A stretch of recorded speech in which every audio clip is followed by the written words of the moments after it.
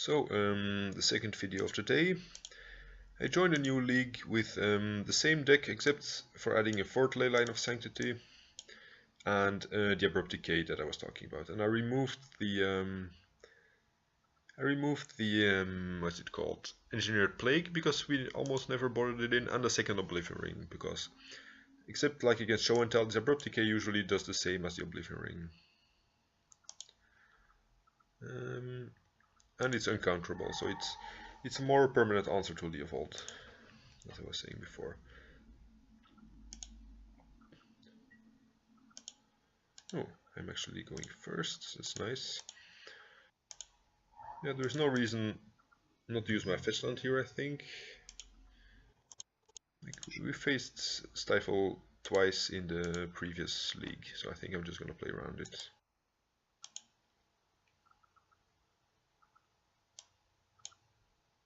Opponent concedes. Like, either they have a really bad hand, or they know they can't beat Enchantress. But I mean, how can they not beat Enchantress here, right? Like, we really didn't do anything. So I'm gonna assume they're manaless Dredge and they did not draw a Dredger. Like, they kept the 7... I'm gonna assume they kept like a 7 card hand because they can't mulligan really. And then... so I probably want these cards. Actually, maybe not Leyline of Sanctity. Like, it only stops Cable Therapy, but they're never gonna be able to play it. Like, I'm... Rest in Peace seems nice, and Get a Teague against like their Dread Return or something, so I poured out.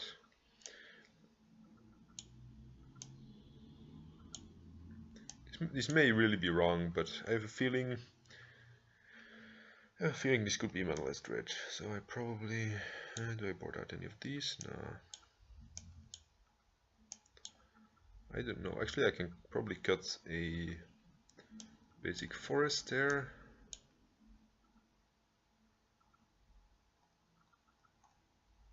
Yeah, I guess I'll play something like this. And our opponent will have to let, like, we'll even know if they're manaless Dredge. Like, if they if they let us begin, we know they're manaless Dredge and we have to mulligan to the ley line. And if they don't, if they choose to start, like, it could be a mind trick, but if they choose to start, we might not mulligan as aggressively. So they did choose to play first. So I think I do not really want to mulligan this, like, turn 2 Sylvan Library.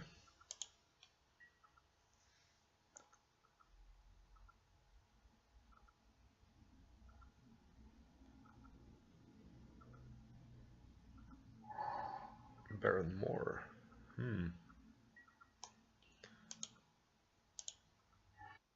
Probably something like Agrolome.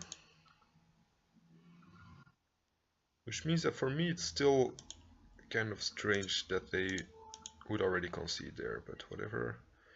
I'm gonna put this on white. Like, if they have a chalice, they're probably gonna play it right here already, but I have a feeling like, yeah, if they don't chalice us for some reason, I might want to play the Teague against the chalice.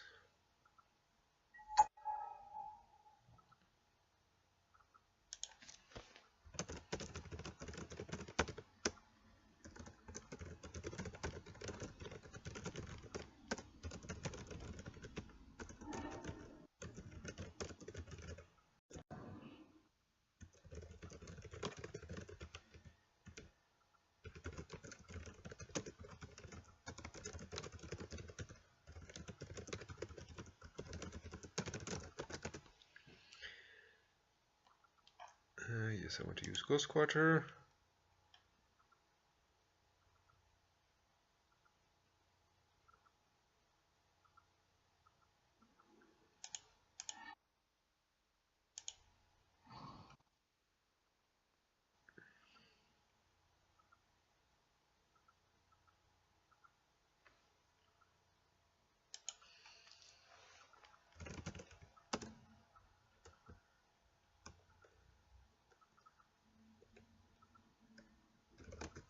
Yeah, my opponent said they had no chance of winning with the hand they had.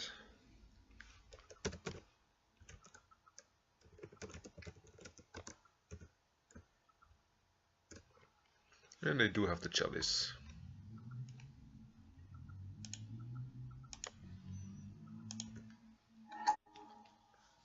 And we are fortunate enough to find another land.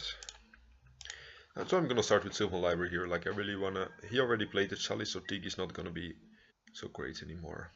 So I just need to draw into more lands and more action.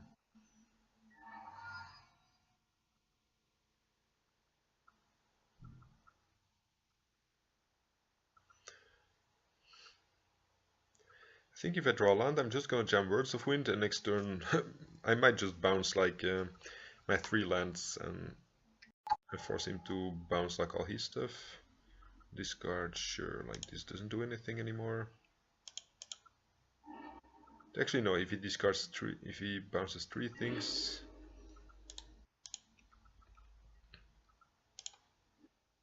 Let's see, put this back.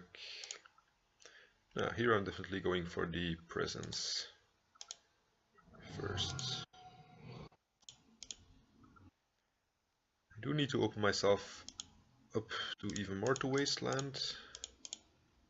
Whatever. And this library is gonna be nice. I'm glad I didn't take it out. No, abrupt decay. No, okay. It looked very scary for a moment.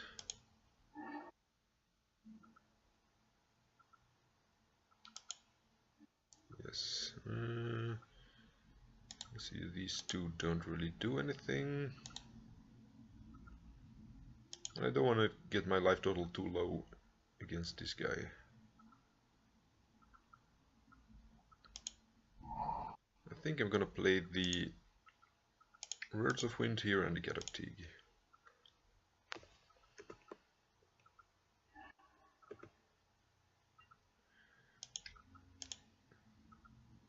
Or do I just draw more cards here? Right? It's gonna get countered, so it's just cycling, and this is gonna make me discard something. Might as well make him minus his Liliana. Or actually, if I'm gonna bounce the Candelabra. This is tricky.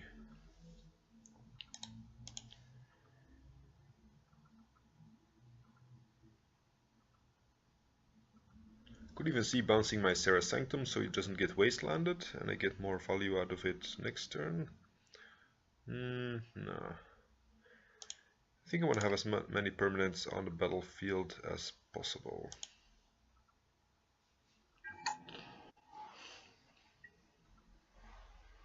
So I'm going to upkeep stop. And if necessary, I'm going to do this, but I don't think I want to do it here yet because he has too many things to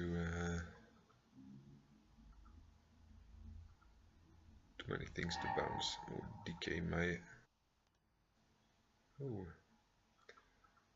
he does let me keep this. That's interesting.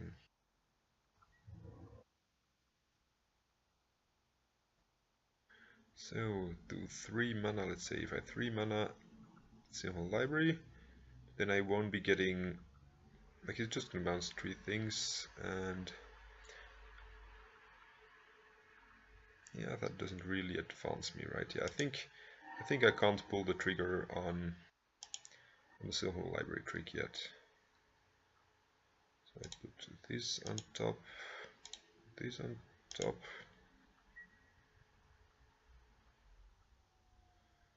I need to preserve green mana, so I need to tap my Argothian now already.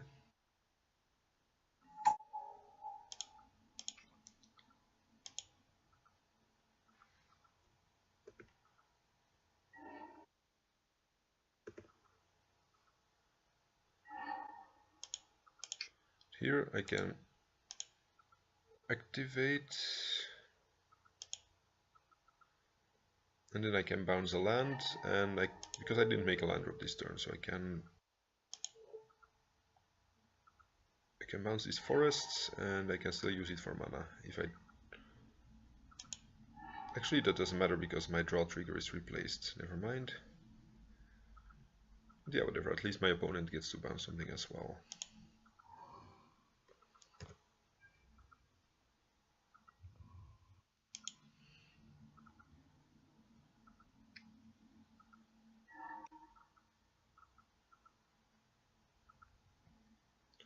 I'm assuming he's gonna get a wasteland here.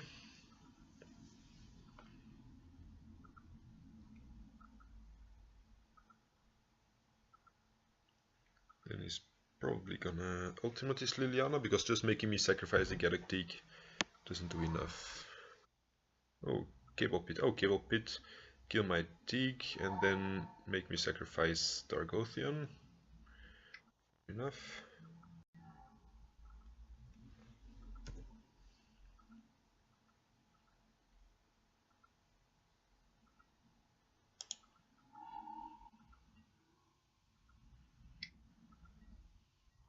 Here I'm dead to the knight, so I can't afford. Like he has, if he just bounces these three things, yeah, I don't get anything.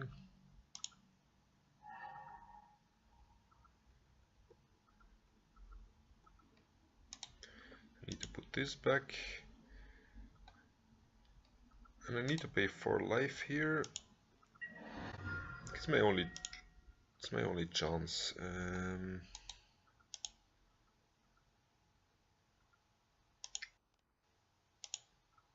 But even then, like I don't think I can draw anything, like because he's gonna make me sacrifice the thing. So Argothian,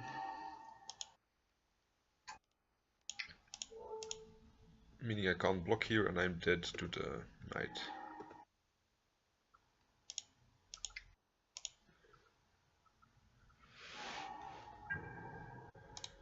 Okay, I'm gonna concede to save us some time.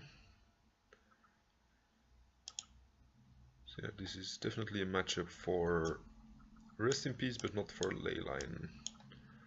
May want more mana, like the decays, the Zenith seem fine. Like he only has confidence, probably not Talia, so I'm not sure about. I'm just gonna bring in everything that seems reasonable first. And then I wanted to take out like probably 2 Elephant Grass, probably Teague.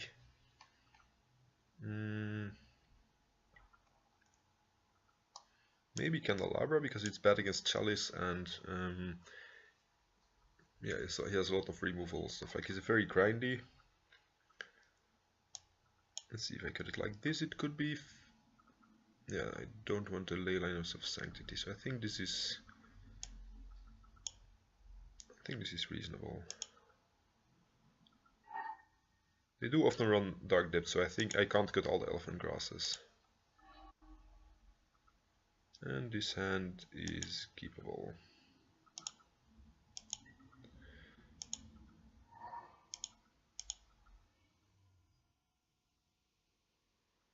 I'm not gonna play around Ghost Quarter here. I think it's only a one-off in their deck normally, right? Or I could play it safe and play Abundant Growth here to have at least Rest in Peace next turn. But yeah, I think I want to be able to draw into Green Sun Zenith and cast it. So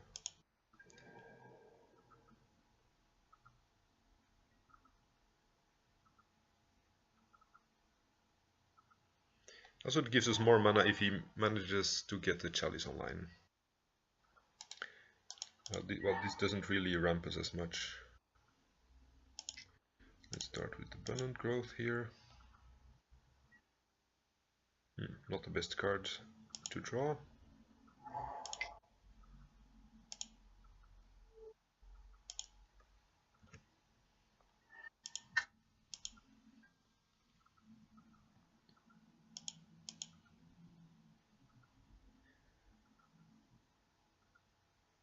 Next turn we can cast Doomwake Giant. I think that's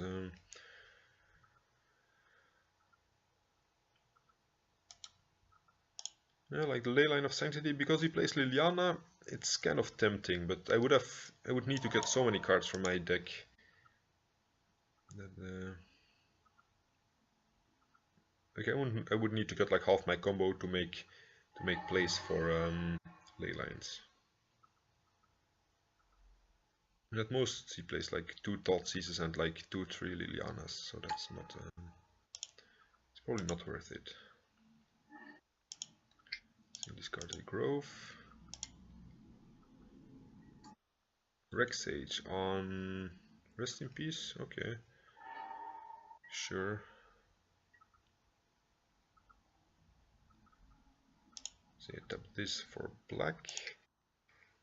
I use the green to play these firsts. I think I need to draw 1 more mana now to play the Doomwake, right?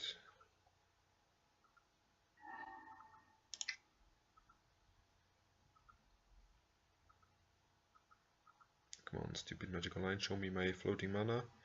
I'm only gonna have 4 now.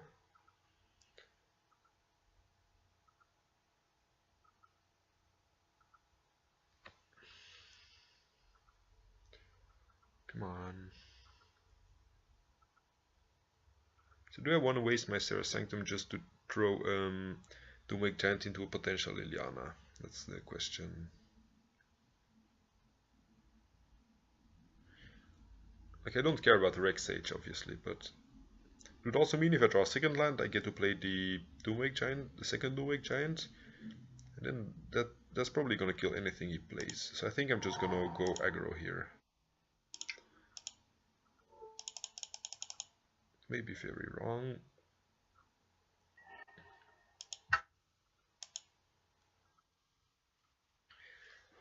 Yeah, Emrakul is the first card to discard to a Liliana, because I think shuffling back this Rest in Peace is strong. Oh, he does have the Liliana. Okay, I didn't make the wrong play.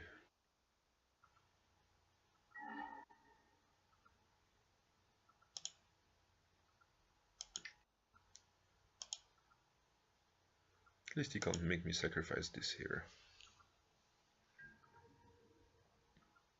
Oh, the Rest in Peace is exiled. Yeah, I can't shuffle that one back. But I guess I don't mind shuffling these two back either, so...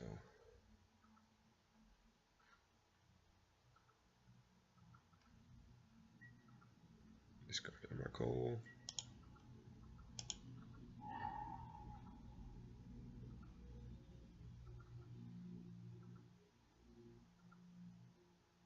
Even if he has a Knight of the Reliquary, unless he has a fetch land or a wasteland, I will be able to kill it with a Doomwake next turn. So that's only Aethersworn Canonist, because I can't double enchantment, and then Liliana will be able to take down my Doomwake.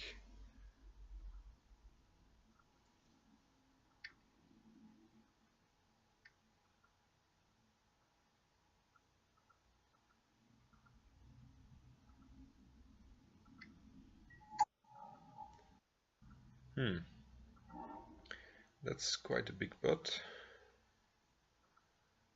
I could kill this guy by playing all 3 of them, or I could, like, let's see, can I play these 2 and then cast out on his Mox Diamond? And I can kill the Liliana and he has not much going on. Let's see, I make 2 mana, I play these 2, then I have enough mana to play cast out. It's kind of weak to anything else he does, right? Because I will have emptied my whole hand. So there's not going to be a whole lot to do there, apart from that. Maybe it's safer to just cast out on his Ramanap, then attack the Liliana. But then, like, the only thing I achieve by playing these 2 cards means I'm gonna take his Mox Diamond. I think I want to screw with his mana, right? And then just start attacking. Yeah, I think I want to try this line. You're gonna put this on green.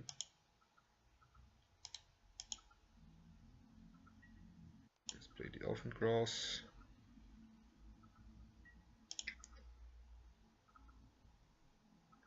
Let's wait. Yeah, it seems especially to go wrong with Serra Sanctum, that it's taking the program a long time to calculate the number of enchantments. Let's see, cast.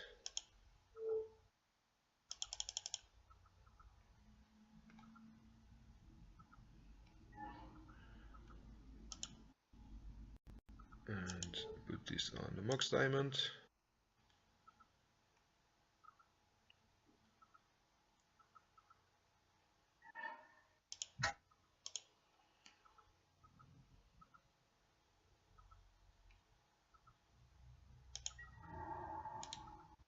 Attack Liliana.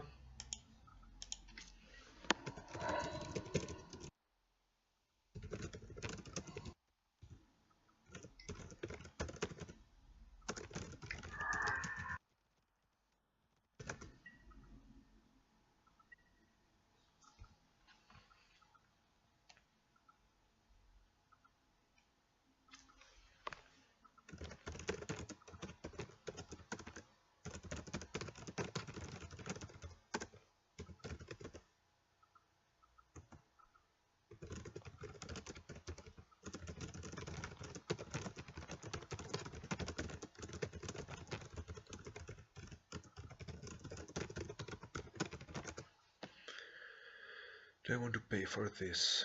Yeah, I might as well, right? Like there's no way I'm gonna need more than this mana this turn.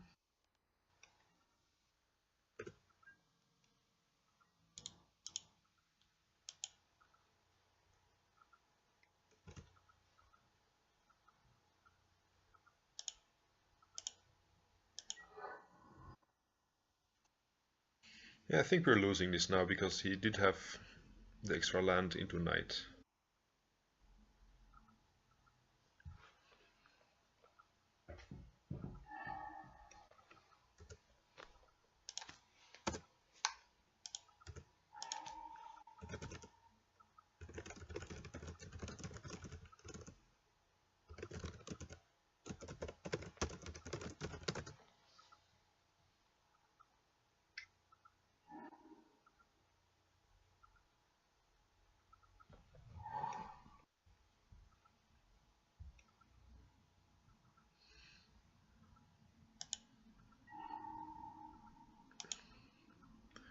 Okay, now we definitely lose this, yeah.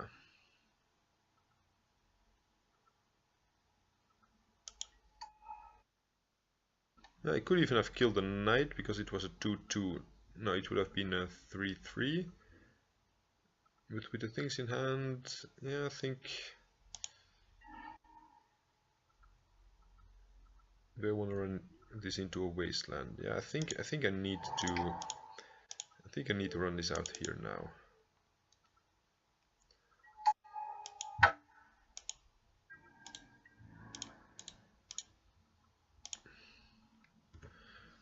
I think I took the wrong bet with his greedy cost out.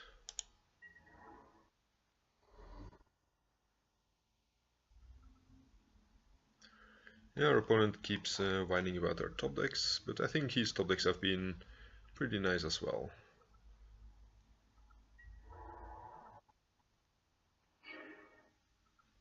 Well, I'm not gonna be. I think we're both gonna be doing nothing for a while.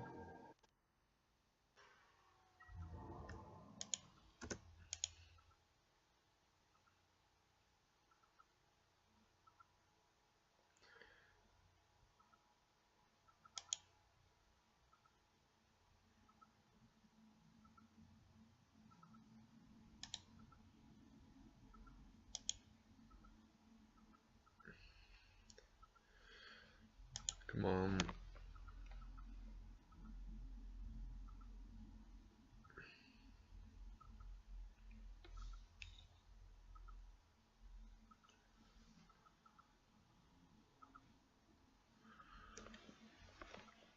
Okay. Don't time me out.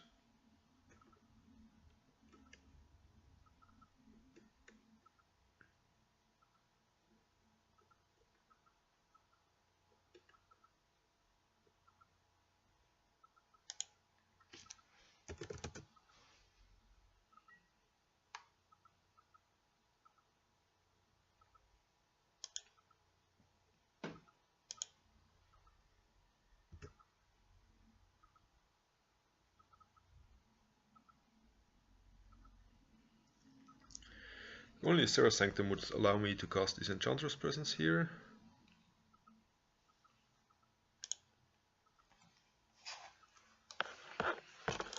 So yeah. So in general, I think we need to draw 2 lands, or like a bunch of 1 mana spells if we ever want to do anything else again.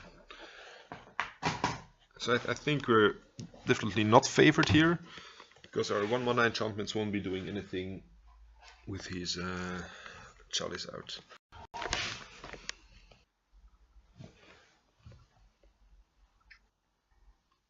Okay, he did find another land here.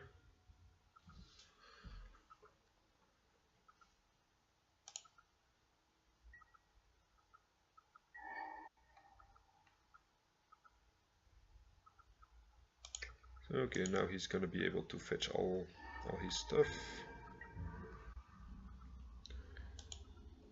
I think I attack here, right? Yeah.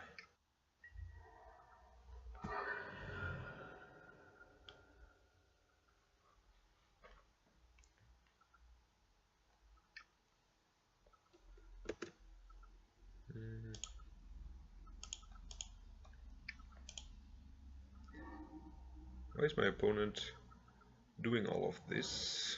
Oh, he just wants to make it into a 10-10, I guess? Like, it doesn't make a whole lot of sense to me. Or maybe, oh yeah, playing a second knight seems reasonable.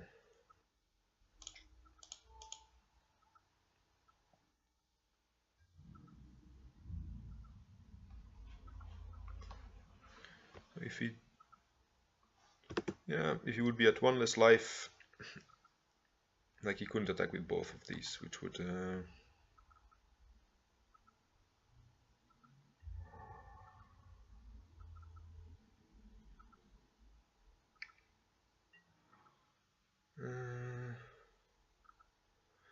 think I do need this Argothian to win the game, right? Yeah. This is also like my only way of being able to win here.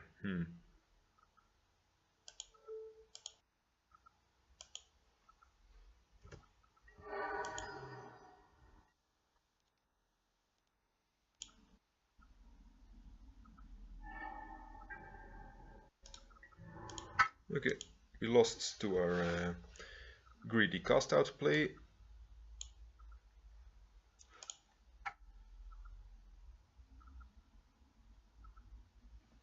But yeah, that's fine.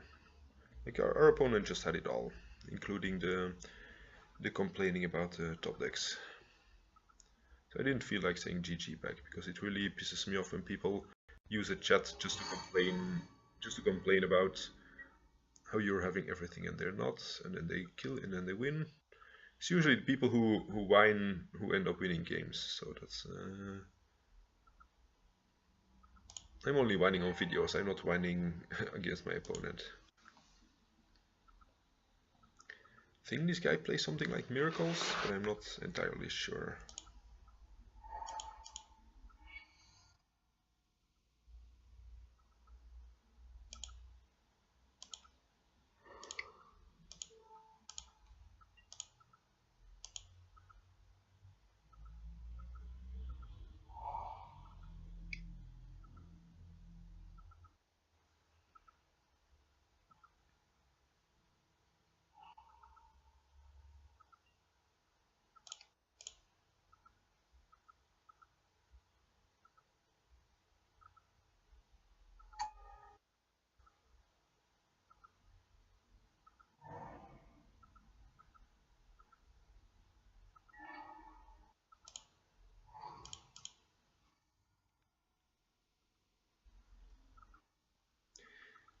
He looks like he's representing Counterspell, so I think I'm not gonna jam the Enchantress Presence.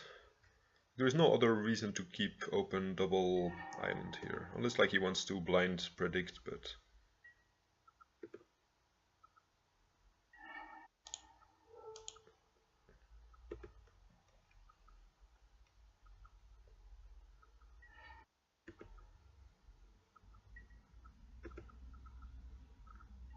yeah, I'm just gonna make him waste his untapped mana here.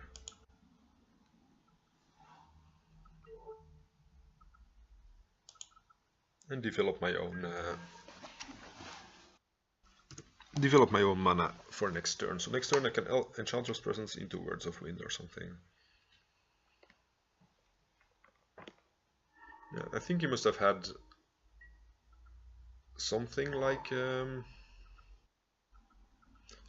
counter spell, because otherwise he would just have Brainstorm before playing his second land. I think if you're not keeping open mana.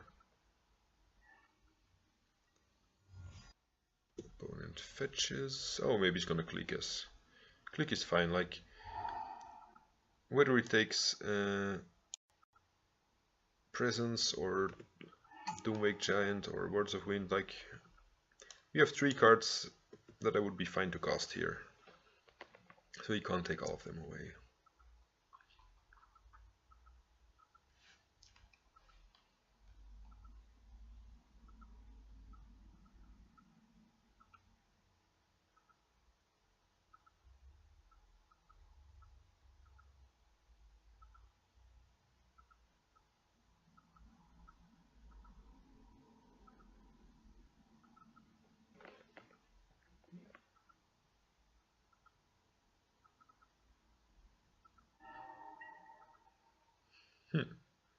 He took Elephant Grass. That's a very unusual choice.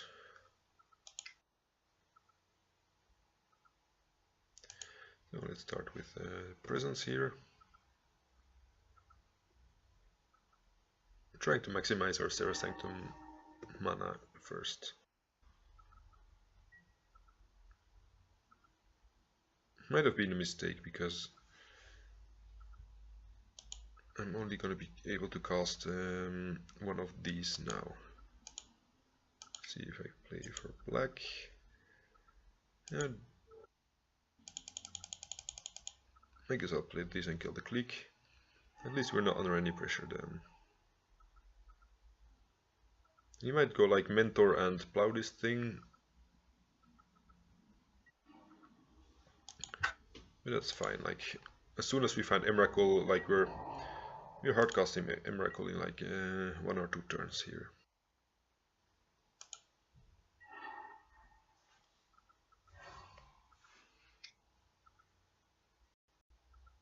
Jace is fine as well.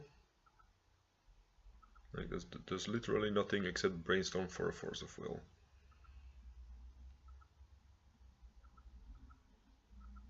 And then like it gets killed by Doomwake.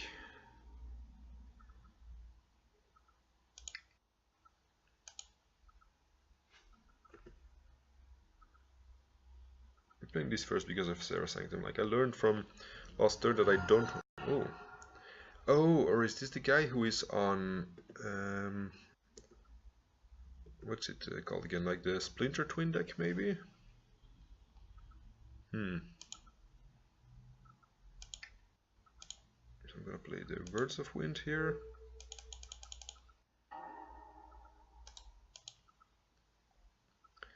Maybe I should have done that post combat, because now he can bounce his Jace and then I can't kill it with the Doomwake Giant. That's something I should have accounted for.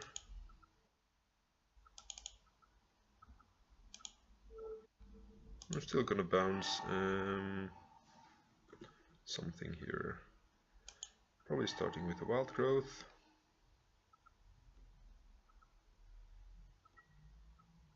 Yeah, that was a giant mistake.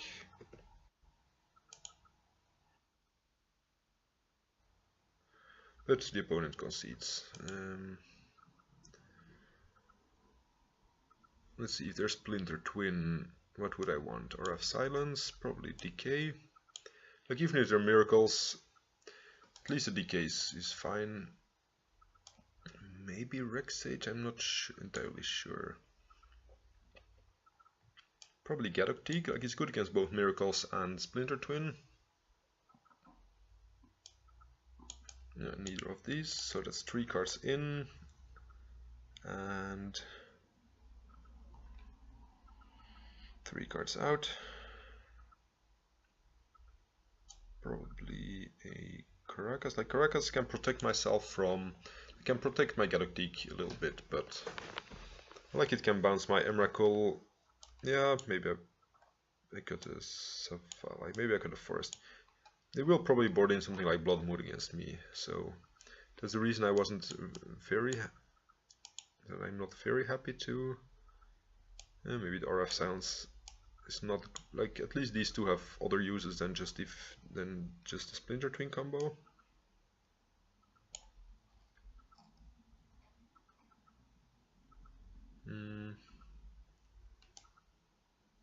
I guess this. No, this is almost definitely wrong, boarding this out, but maybe I could have boarded out a second land instead.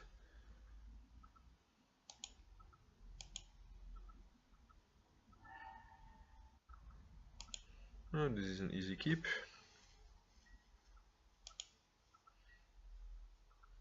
It's weak to a single counter spell, but like, you can't expect to have an opening hand with two Argothians.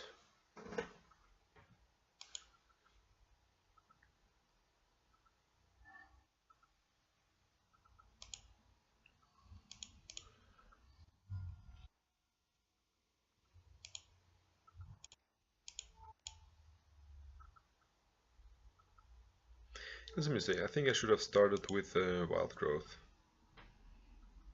because I want to be fetching as many basics as possible to play around the Blood Moon thing.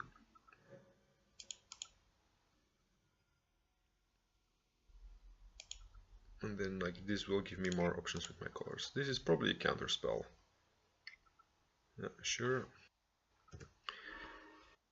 Like I could have waited a turn to do this, just to make him waste his untapped mana, but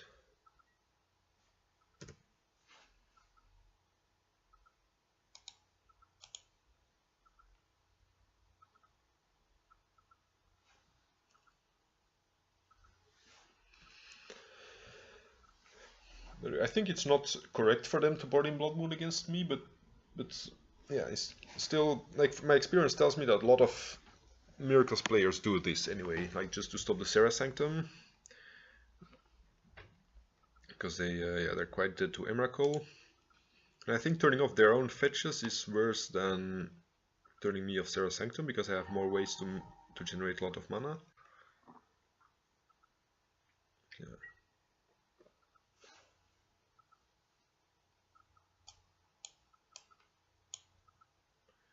It's important to play around bad cards, like against bad sideboard cards, just because you know that people board them in, not because you think they're good sideboard cards. Let's see. No. Misclick.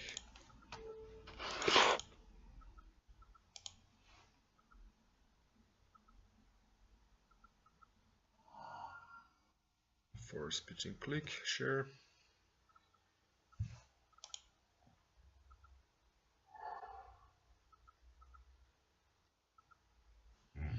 Now, let's see if he's gonna Deceiver Exarchus. Oh, he's gonna click us, okay. Maybe there's some kind of Legends Miracles after all.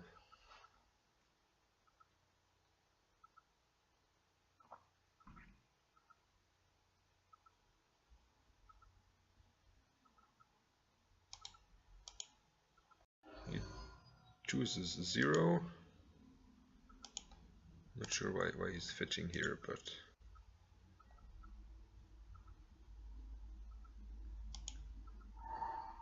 yeah, I think if I want to play, I think I want to play the Doomwake here, but that means I need to burn my Utopia Sprawl, which will also mean that I can't play my Words of Wind yet, because like I wasted my Utopia Sprawl on turn 1. Is he gonna click me again, or is he gonna like Pestermite me? Like, I would prefer for him to Pestermite me, clearly, because Pestermite is easier to kill with Doomwake Giant.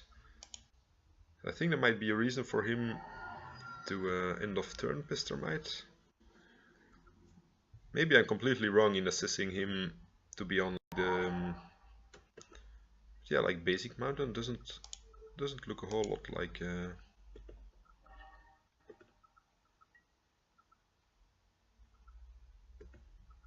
Doesn't look a whole lot like miracles. And again, like this candelabra would have been so good if we actually had left the Utopia Sprawl to be put on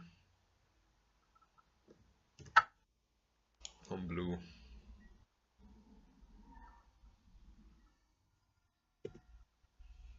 My opponent seems to be flooding very badly.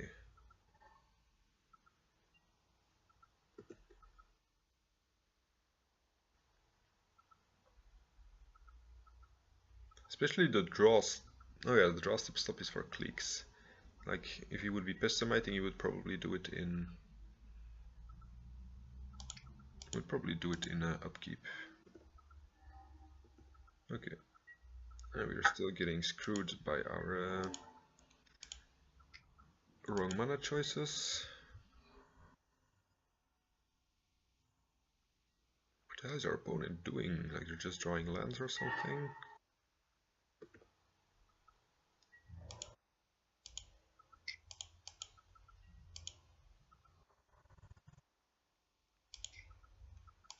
At least this Gadokteeg will turn off like at least this Gadokteeg will turn off something like Terminus or Chase the Mind Sculptor, or like Splinter Twin if he turns out to be on Splinter Twin after all. It's crazy, like we played against an opponent and we have no idea which deck he's playing. Like we finished the game and we could still be playing a lot of decks.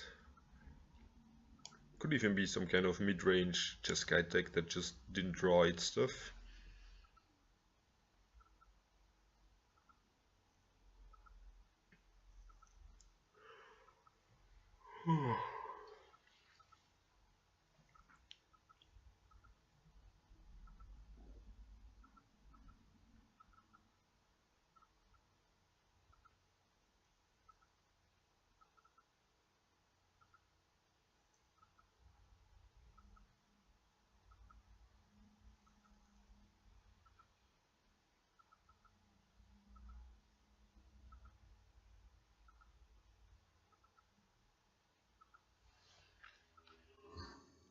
And we found a new opponent.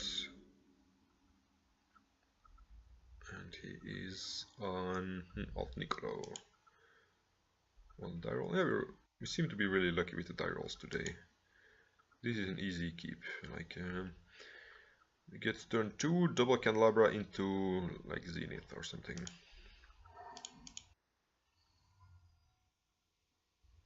Unless we get Storm killed on turn 1. It means we're gonna untap with a lot of mana here.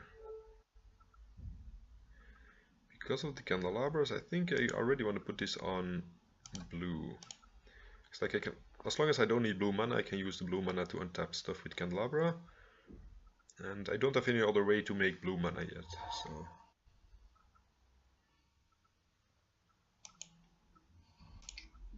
Let's start with candelabra.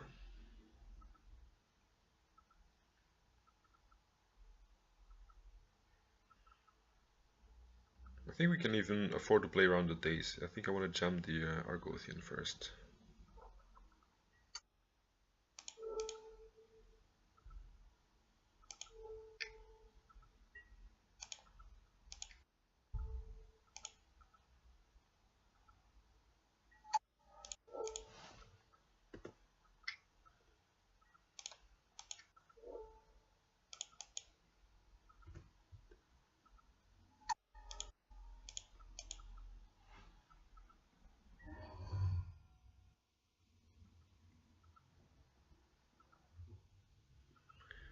Tundra, probably, maybe could be brainstorming to put a Terminus back on top.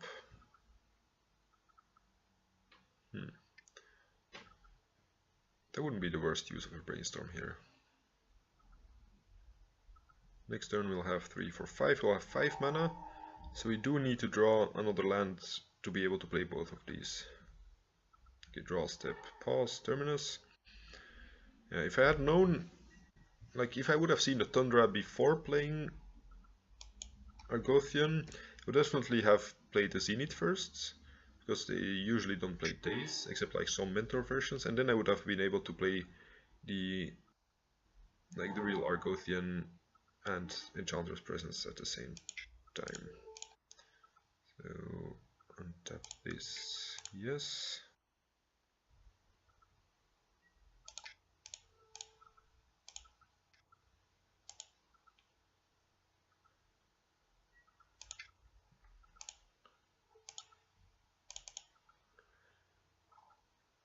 I'm still gonna start with the Zenith here.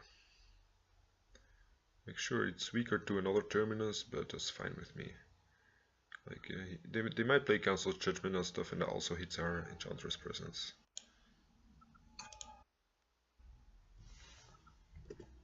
And if he would have Force of Will, I would have preferred to get the other land, to get the Zenith countered over getting this one countered.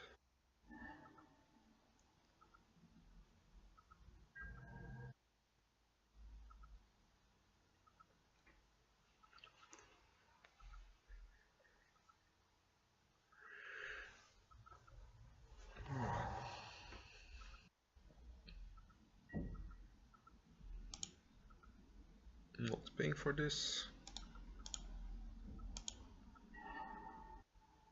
So we definitely play the Wild Growth here before we start using Candelabras.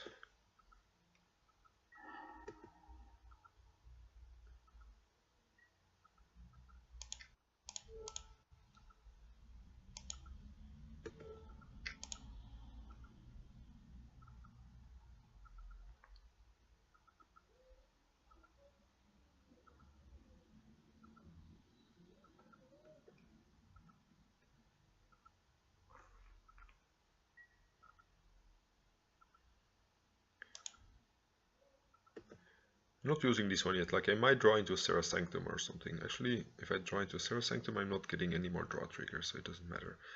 Yeah, like if I draw into a Wild Growth or something, it might be worth keeping this Candelabra available. To untap like this forest as well. If we put the Wild Growth on the second forest.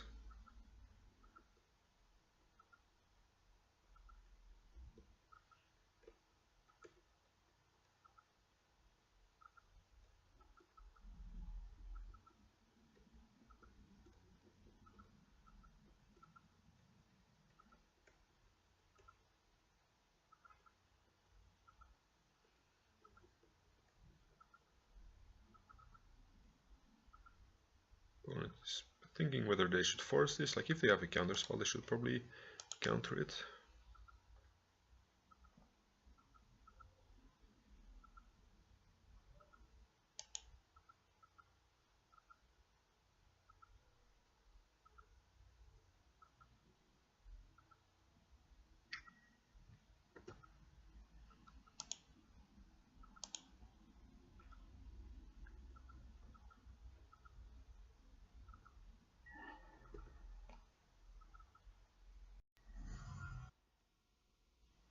This looks like a counter spell. Like if he needs to fetch first, it should be like the double blue counter spell.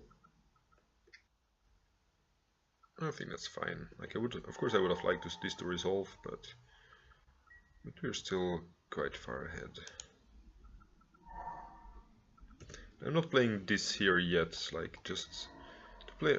Like we have mana enough, so I can't afford to play around Terminus by playing it in my own turn. Only Snapcaster Counterspell would make this a bit awkward.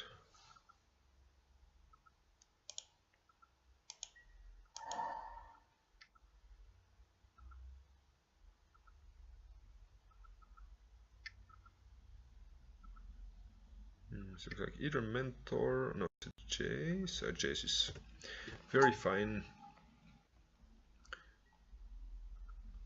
Like as long as we have an Enchantress effect out, this deck doesn't really care about Jace. Only if we have nothing going on and they can start Fate Sealing, that's a problem, but...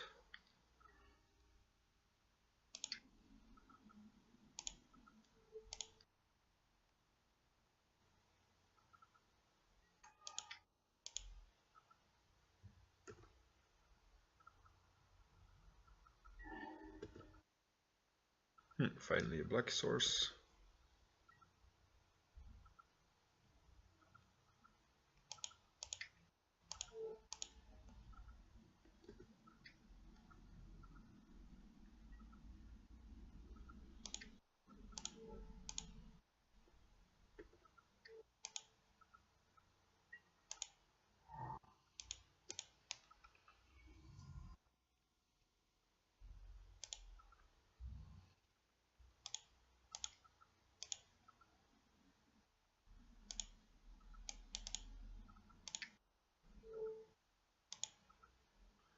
Keeping open one blue here just in case we draw Words of Wind.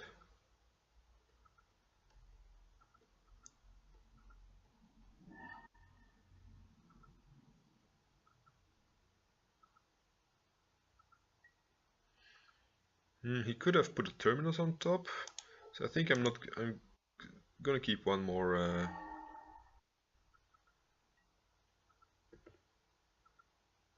think I'm gonna keep one more guy in my hand. I mean, guy, it's actually a girl, but Sylvan Library. I think if they ever had any chance of winning with a Terminus, I think the Sylvan Library probably. Attack with all creatures, Jason Mind Sculptor. Same with this card. I probably don't want to play. Actually, Fetchland is nice with Sylvan Library. I cannot afford to get rid of. Yeah, probably the Fetchland. I'm more likely to want the Serra Sanctum next turn. So I think even without Words of Wind, we already have Emrakul mana up. So I just need to dig for an Emrakul here.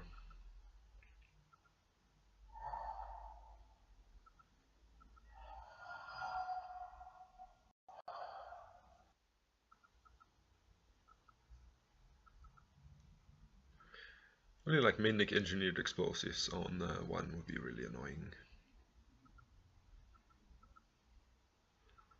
Like if you had Terminus plus Engineered Explosives or something. Doesn't seem likely.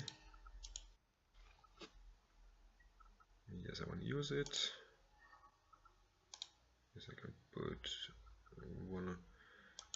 There isn't actually any danger, right? Yeah, I'm just gonna dig for an Emrakul here.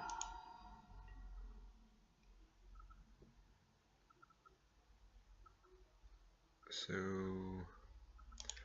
let's start by playing some more cards. I don't even think I need Words of Wind here. I'm just gonna draw as many cards as possible.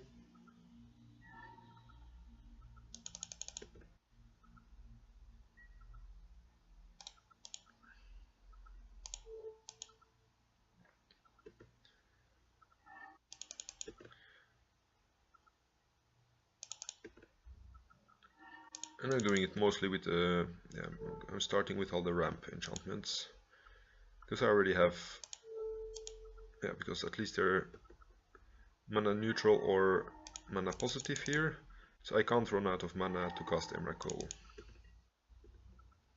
So then I need to make my Serra Sanctum land drop. This taps for enough. Actually, I can still play Doomwake Giant first, can I? Yeah. I think I'm also gonna play the second Doomwake just for fun.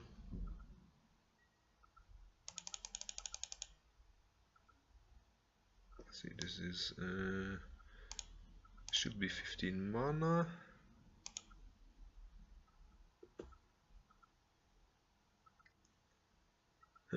Brainstorm. Actually, he's not gonna get a chance to put a Terminus on top, because this is already, like, only if he already has a Terminus on top, then Emrakul is not in play. Like, this is his only first draw to get a miracle in that he will get in this turn. Then I untap.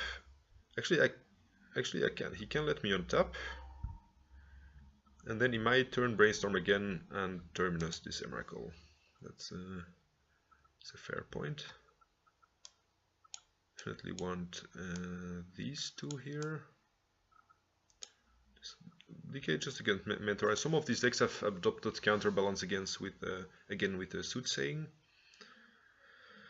Other than that, like, Predict is an instant, right? Yeah. If they're like on a Predict version, maybe in the Eye of Chaos is worth it. I haven't seen Mentor, but I think I want to keep in some amount of Elephant Grass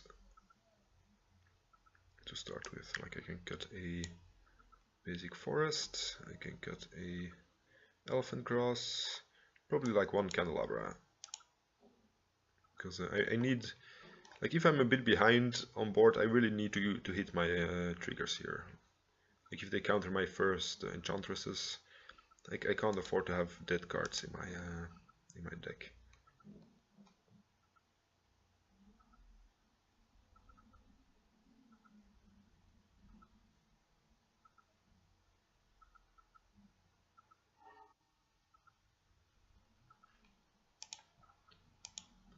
And we only needed 5 minutes to win that game, that's quite good.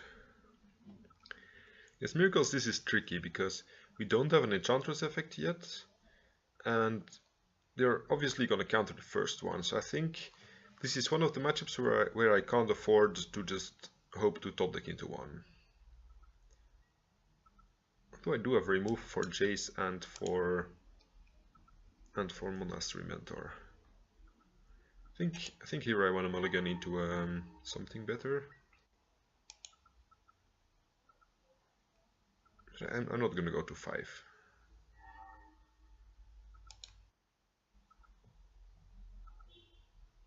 And I'm gonna bottom this. Like just hope to draw my second land.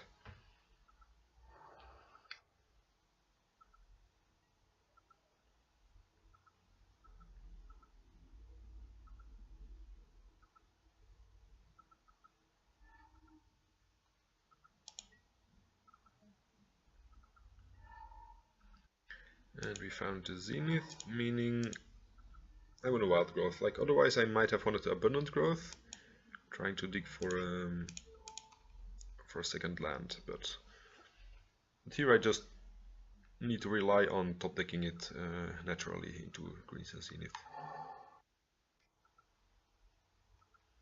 My opponent is not keeping open counterspell, so that's good for us. This Ponder is probably gonna dig for a Force of Will if he doesn't already have it. Did not shuffle, so I'm gonna assume he has a Force of Will.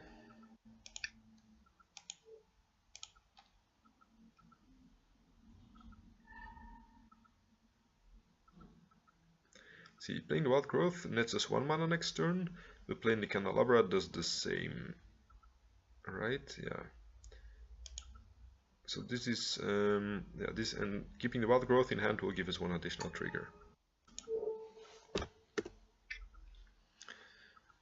So this adds 2 mana, and then like we'll have 3 mana with the Candelabra. And with Wild Growth we would also only have had 3 mana.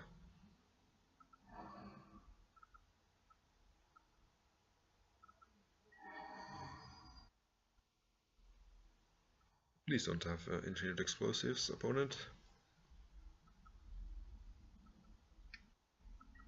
Snapcaster. One of these. Sure. He's gonna portent me to put bad cards on top. At least I can try to shuffle it away with Greens and Zenith.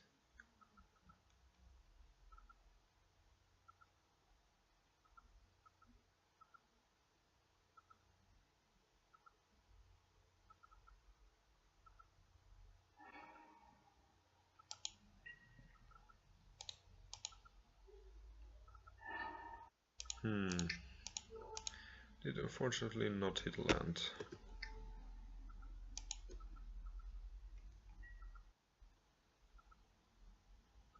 There could be some merit to playing Galactique first, because that does protect us against Force of Will. And against Terminus.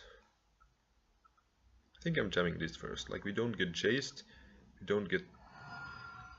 so he did have the Force.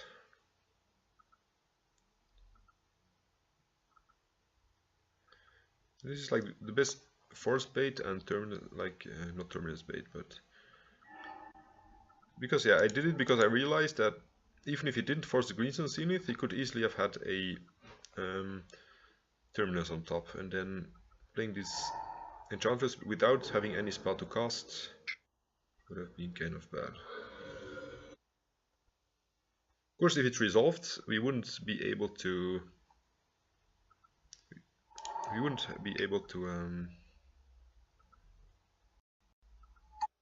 Gideon, sure, tokens.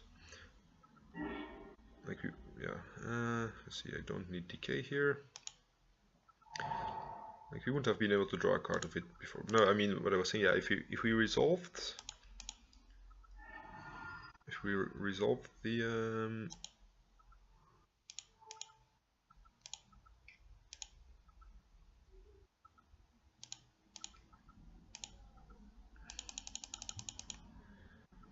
oh, no, I don't want to pay all my mana for this. Yeah, if we resolved the Galactique, he would actually not have been able to Zenith anymore.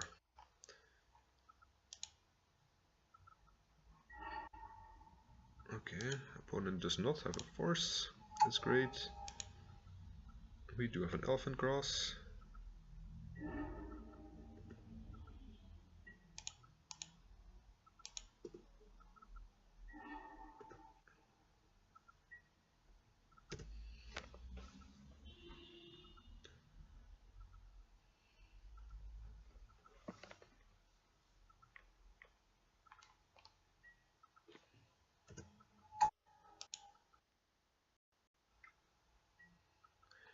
Wait, why does he make...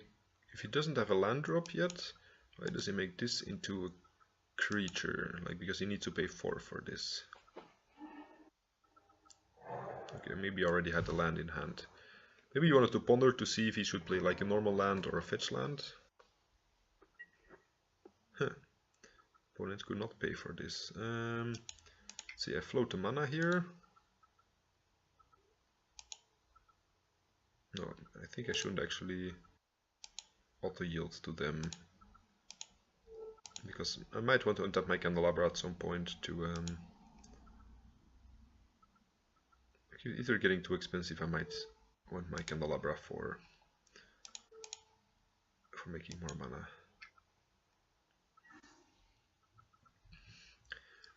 May want... Yeah, I have a feeling my Banishing Light on the Gideon is probably the best. Actually, this plays into Spell Pierce. I should have played out my land first.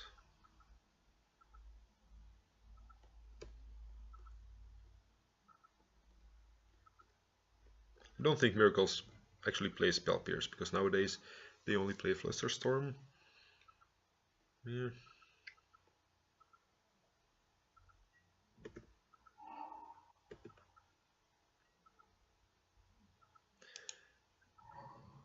Here I'm gonna keep the decay open. Like I think Caracas doesn't do so much in this matchup, especially after we already lost the Gaddock Teague.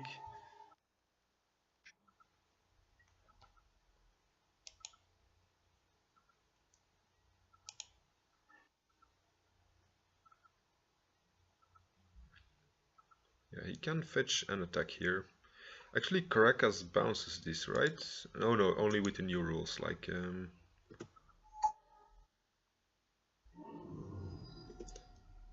yeah, after the release of Ixalan, this actually bounces this Gideon.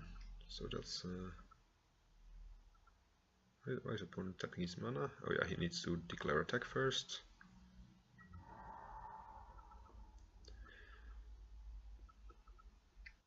This is a 5/5.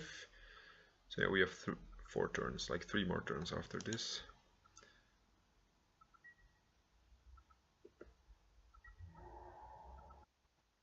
I'm not sure if we want to keep up this elephant grass. Like, it's nice to make my opponent tap out all his mana so he can't hardcast force.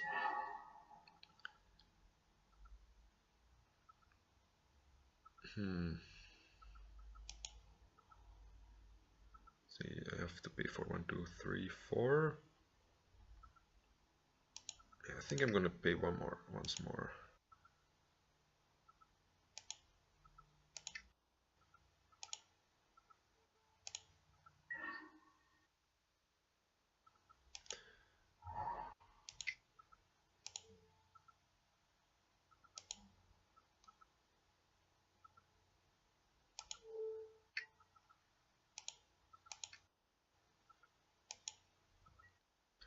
I would have been able to draw a card with this Doomwake Giant if I had not paid for this. So like if he has a disenchant now, we definitely lose out on 1 draw trigger.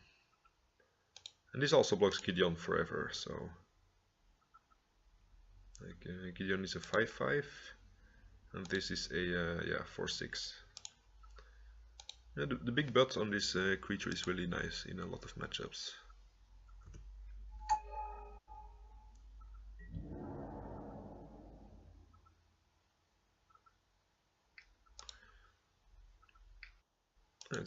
It's really about time that this guy gets legendary so I can Caracas bounce it.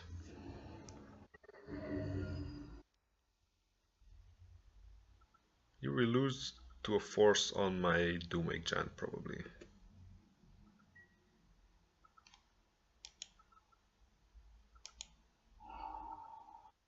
I could probably afford to pay for one.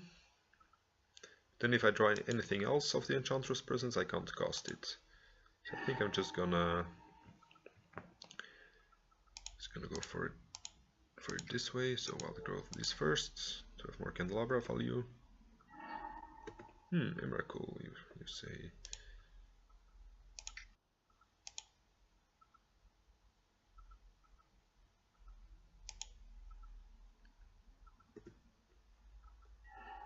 I was just thinking to myself, like, the only reason not to untap Candelabra yet is in case I draw Serra Sanctum.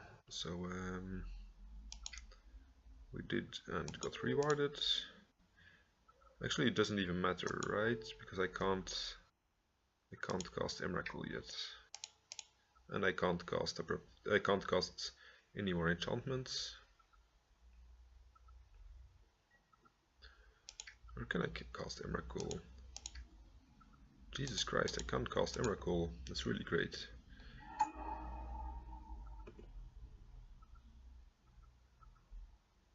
And we win the game. Thank you, Emrakul. Yeah, Candelabra. A really high value card in this deck. I'll be gone for like 2 or 3 minutes. Like a bathroom break. I'll see you in a few minutes.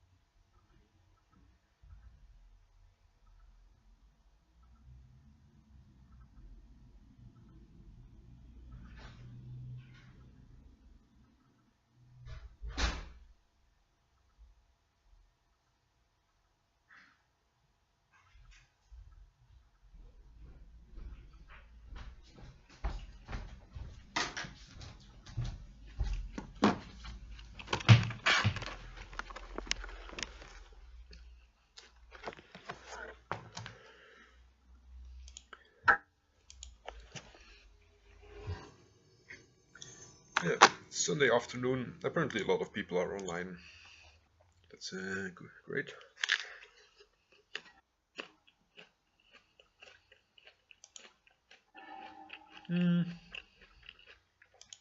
I'll try this. It doesn't actually have any enchantments to play, but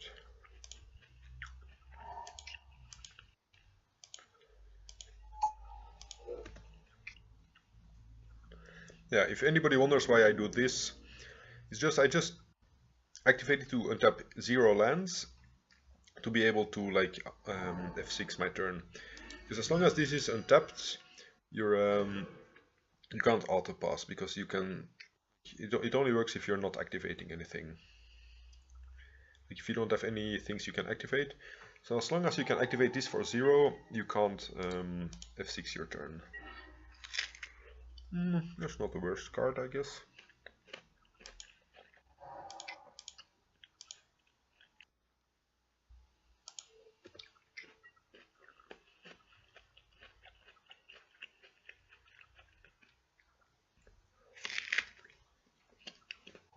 Miracles is really popular today, it seems.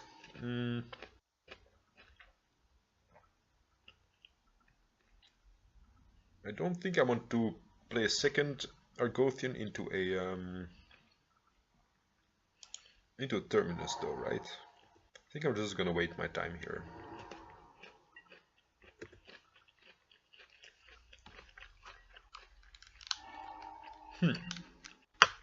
Opponent does have Terminus.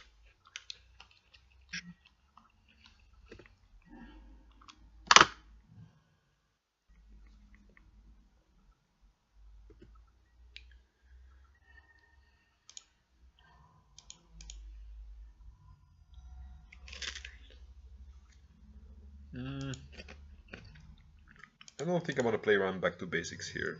Like I don't think I've seen Miracles players played main deck, but I think that's not something I want to play around.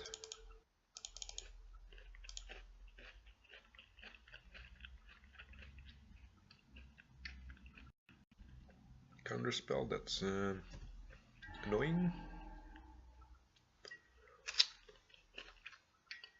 I think we're definitely behind now.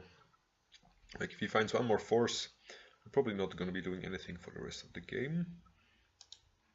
So that means I may want to cycle this, because like just one Banishing Light should be able to deal with the Jace.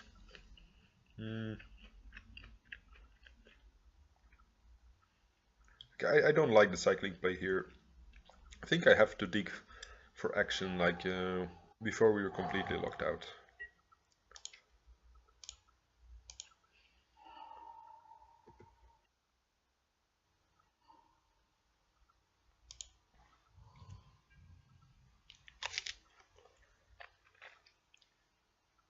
That would have we would have been fine if we had anything to play into our first Enchantress, probably, but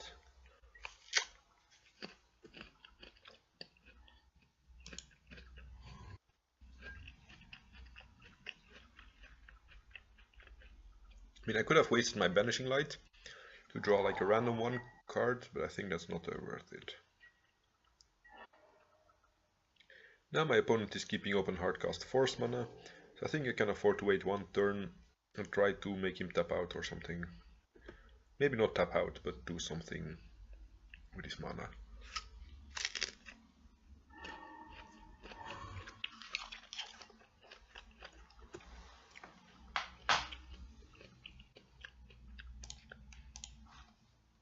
Or at least a point where we have like 2 Enchantresses and he can only Hardcast Force one of them.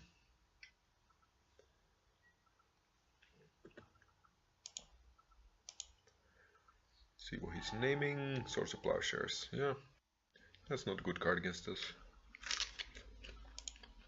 Now I want him to mill all his Swords of Plowshares and then kill him with Doomwake Giant. Just serve him some justice.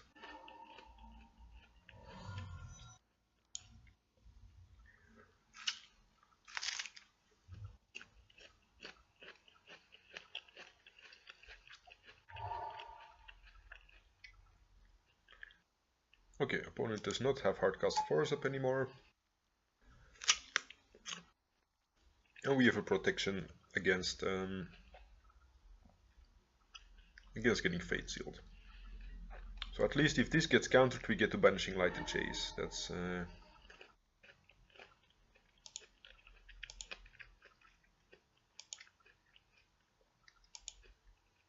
and we even have a second Enchantress. Ooh, this one resolves. We could theoretically terminus it if we fetch here, right? I think I'm gonna try it, but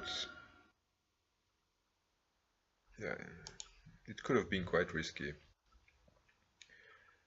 So we have one.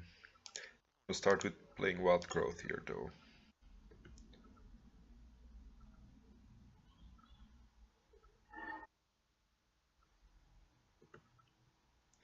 Just to have some more mana with the candelabras.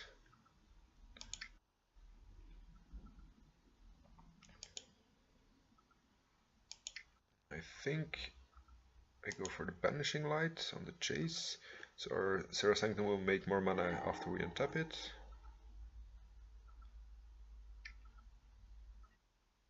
Okay, opponent does have the...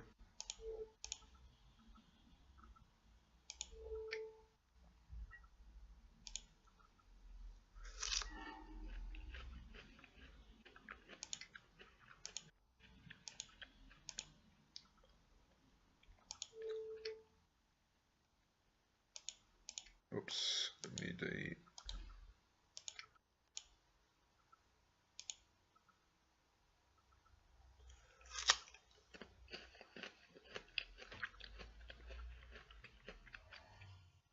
Oh, actually I forgot to make a land drop yet, right? Yeah.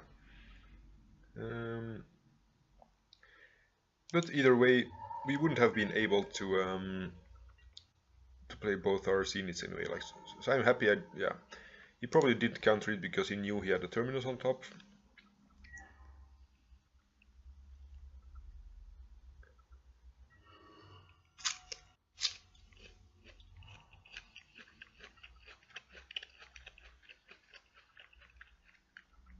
I'm definitely glad I didn't overextend into a second.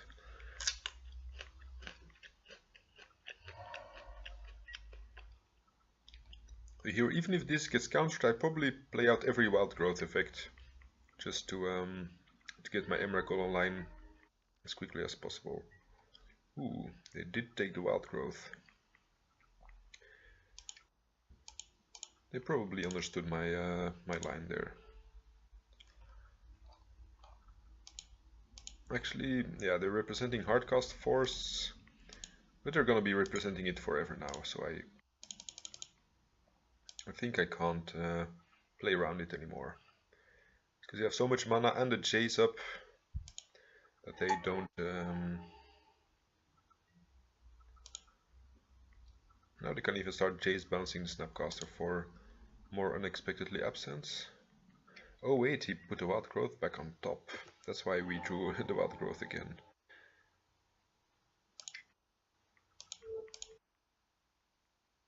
I'm gonna play it here. It makes my next Enchantress weaker, but like I said, I wanna be able to ramp into an Emrakul as quickly as possible.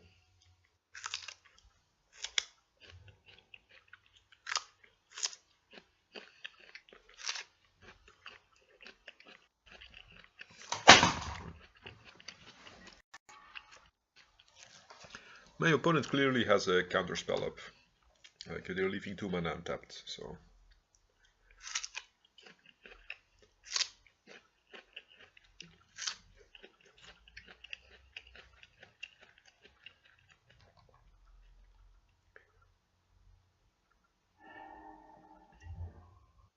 I think we only have 11 or 12 mana here. We would need to draw like an... Actually, Elephant Grass might do something. He's probably gonna counter it, right? Or isn't he? Because this nets me 2 mana with Candelabras.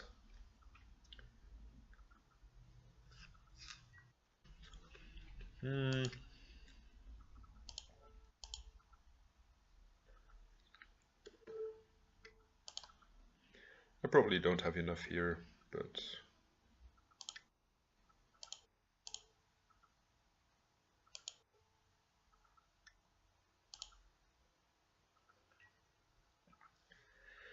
Let's see, that's 4, 5, 6, 7, 8, 9, 10, 11, 12, 13. Yeah, okay, we're still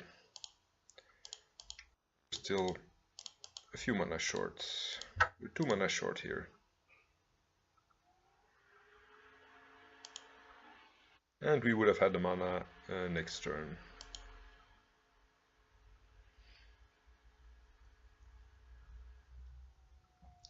Let's see, I have Chaos here, probably. Dig and Decay. Cut some number of Elephant Grass. Cut a Basic Forest. What else did I cut previous games?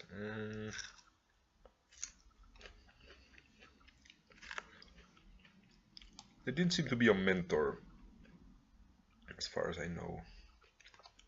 Actually, Doomwake Giant is not the best either, right? Yeah, Doomwake Giant deals with Mentor. Oh yeah, I cut the Candelabra instead of the Elephant Grass.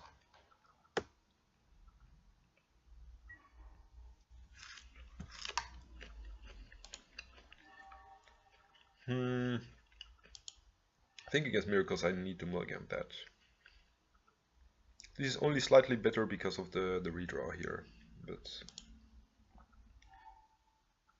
I think I can't afford to not have this land.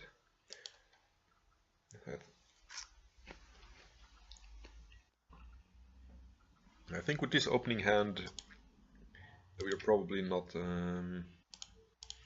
winning this game, but mulliganing to 5 against Miracles is also not going to win you the game.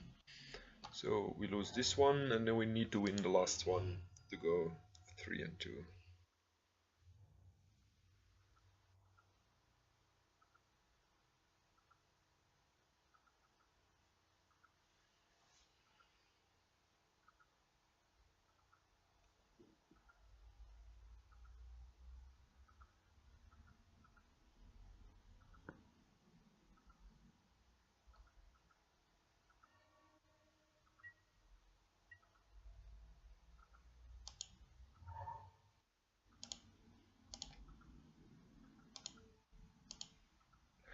Yeah, probably the unexpectedly absent cost us the game there.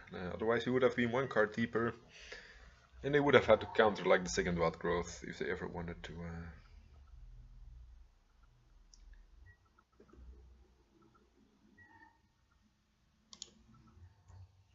If they ever wanted to survive, like get not emerald.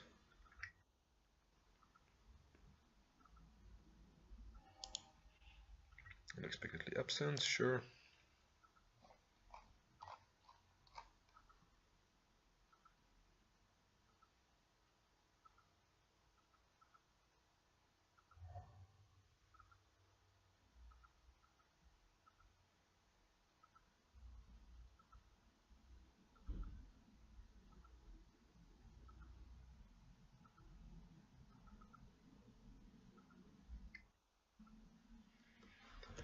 Sure, I mean, I prefer him to disenchant that than for him to disenchant my Enchantress presence, I guess. I still want to have one here. Just because if I draw Enchantress presence or Gothian, I want to have 4 mana, so I can at least play this Utopia Sprawl and get 1 draw trigger before it gets killed. If this is a Jace, then yeah, we're not winning this race. Like I said in a previous game that this deck can easily beat a Jace as long as you have like 1 Enchantress out, but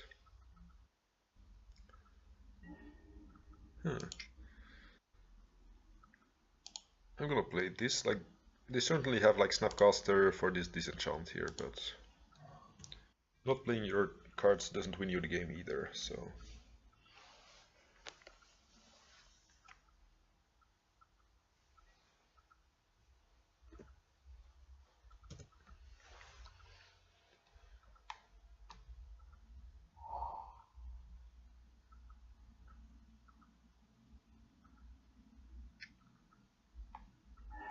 Yeah, I should stop making the perfect plays. Like I should stop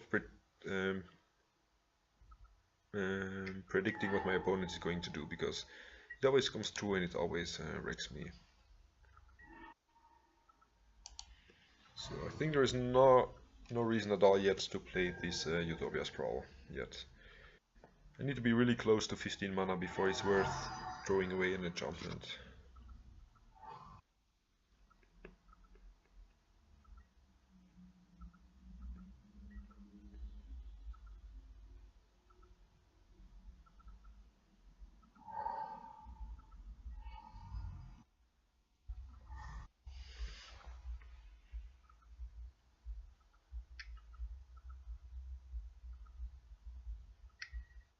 Blood Moon. Ooh, I forgot to fetch in response. Like I had turned off my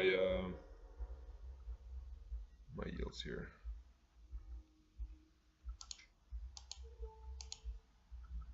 Oh, I should have put this on the mountain, because then this mountain could also have made colored mana.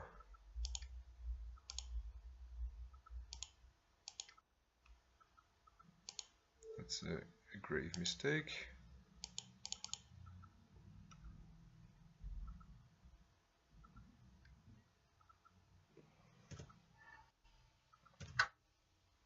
See, like I told previously, like Miracles players like boarding in Blood Moon against Terra Sanctum, which normally is not a big problem, except if your only out is Hardcast Emrakul without any engine going on.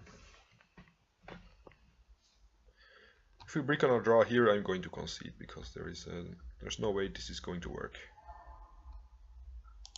Like, yes, card in hand. Oh yeah, Aethersworn Canonist. Definitely not double Aethersworn, sure.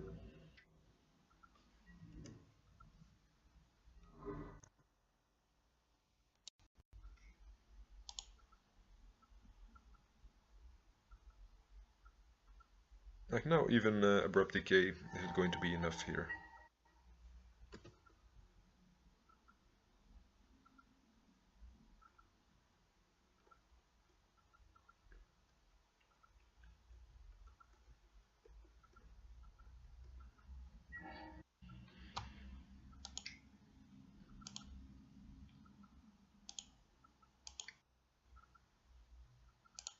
This is not likely to resolve, but at least it means we have one more reason to keep playing. The opponent is down to 3 cards, so he's gonna have 5 cards next turn after Chase. Except if he Fate Seals me.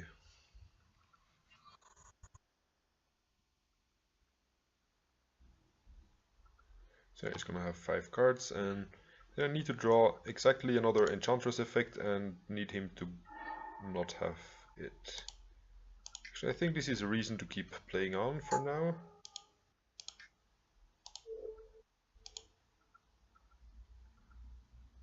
Because I only have like 2 turns before I'm dead anyway. Like I'm gonna get one more turn. You never know if this is enough to hardcast Emrakul at some point. Like Abrupt Decay the Blood Moon, then this makes a lot of mana. I think it's not impossible. Okay, opponent Fate Seals me, and puts it on top. Yeah, then we're not winning then. Actually, Abrupt Decay and the Blood Moon means we can't cast Emrakul anymore, right? Yeah. Let's just tap a bunch of mana. See how far we get. Very far from Emrakul mana, right? 7, 8, 9, 10. At least we made 10 mana.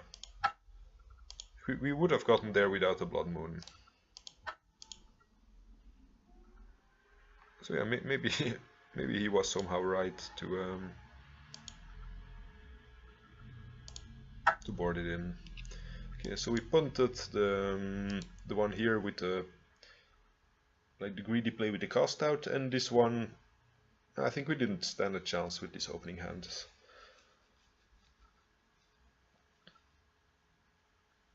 So in general, the deck did what it had to do, just some inconsistencies. And the last game for this round.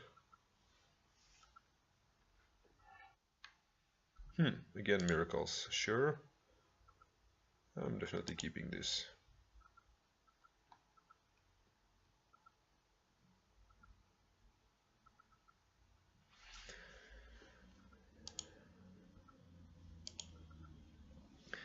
Like, something could be said for not playing out the Utopia Sprawl yet, because that means that we have one less draw with our Enchantress. I think.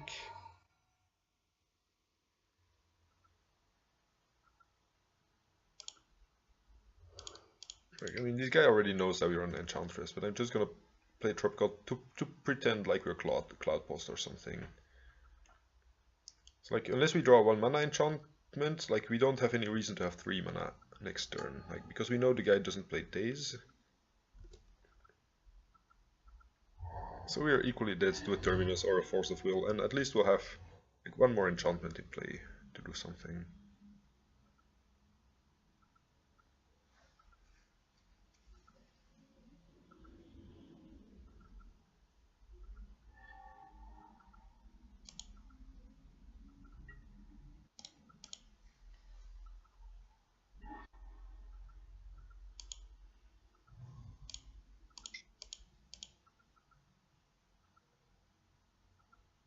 He could even have set up a Terminus if he wanted, but he didn't. Okay.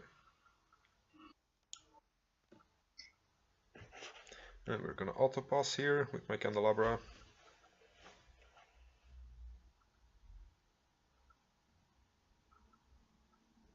My opponent probably doesn't understand why I do this. Like, he needs like 20 seconds to think about this. But yeah, he should realize at some point that this does nothing, right? Yeah.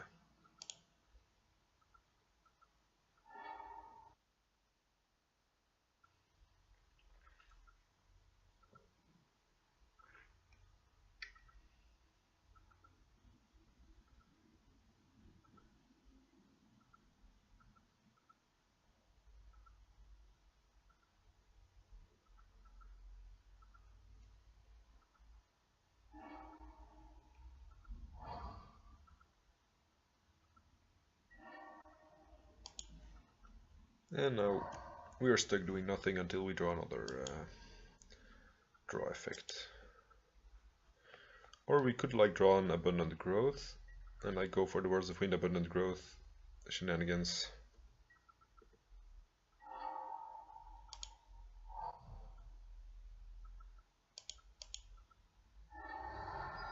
I think that's a valid reason to play out these Words of Wind already. Just in case we draw an Abundant Growth, we can start pissing people off. And he's representing counterspell, so if this gets counterspelled, that's fine. Like, at least our next Enchantress won't get counterspelled.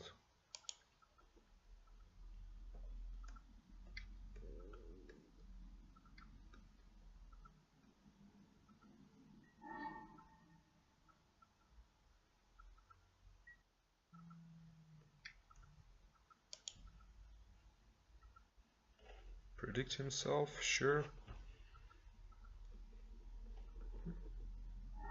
Swords to Plowshares draws 2 cards, okay. At least he's behind on land drops, so that's... It also means that he has like still 7 cards in hand, so it also means he has more business in hand because he has less land drops. So we're gonna need a lot of Enchantresses to be able to beat like a 7-card hand.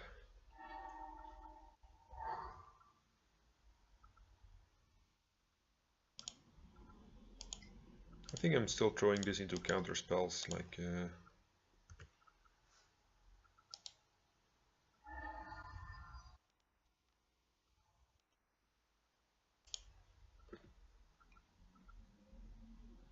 it does let him use his mana this turn, but it also means like there is 1 less counter spell in his hand against for one of our more important spells. Ooh, Abundant Growth. Would have been nice with the Words of Winds.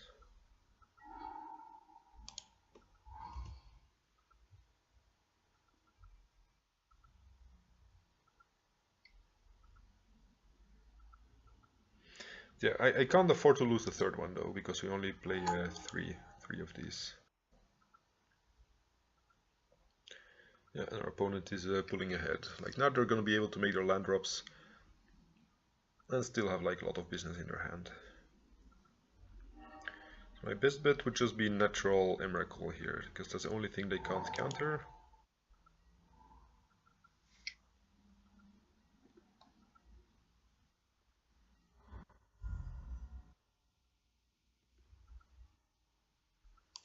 Me, I guess I can play this out.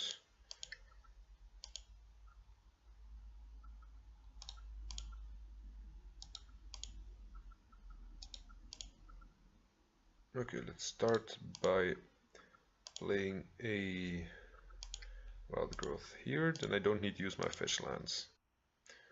I want to have more mana available in case I draw an Emrakul anyway. And I want to preserve my fetch lands against the Jace, so...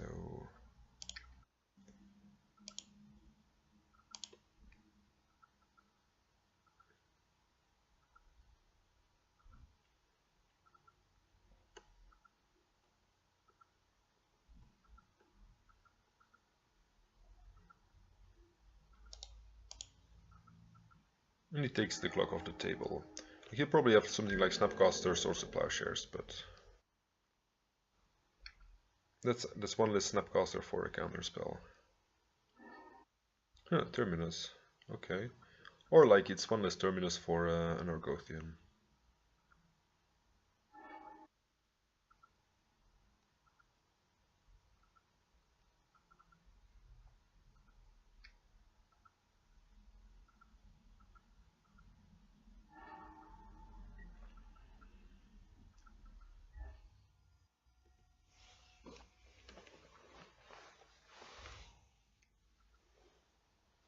Hello, Jace. Gideon. Is everybody playing Gideon these days? Or was it? Oh yeah, it was this guy. I thought he was our previous opponent who was on the Gideon plan. But it was this alt Niccolo guy.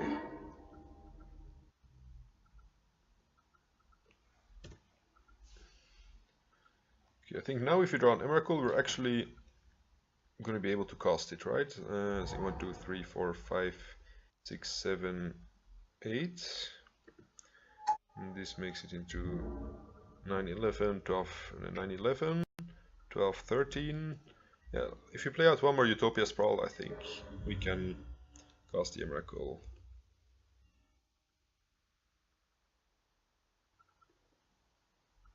I guess there is some merit to playing this here. I think this basically does the same. Like it does tap a land, but it also has mana. I think I still need to play one Utopia Sprawl.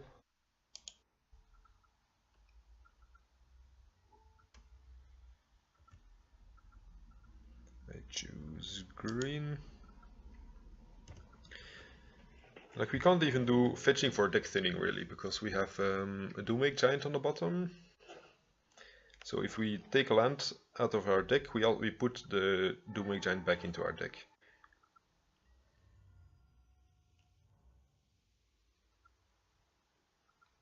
Which basically means, yeah, we're removing a card, putting one back, so there's no deck thinning being done at all.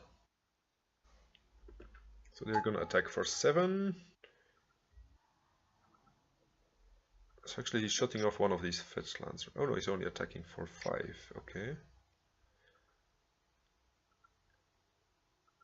So we are going to be dead next turn no matter what. Unless we find like an Oblivion Ring. But yeah, he's gonna be able to counter that. So I think I might as well double, like if we double fetch, we do get like a very small effect here.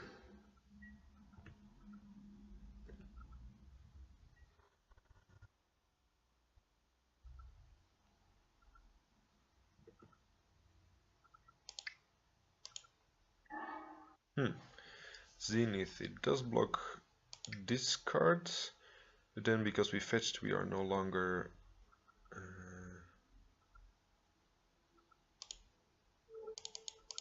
yeah, we need this to resolve, but like he has 5 mana up. He didn't attack with this guy, so he's clearly trying to hold open Hardcast Force of Will. maybe even Snapcaster counterspell. Yeah, okay, he's going for the 5 mana tap. Let him show it first.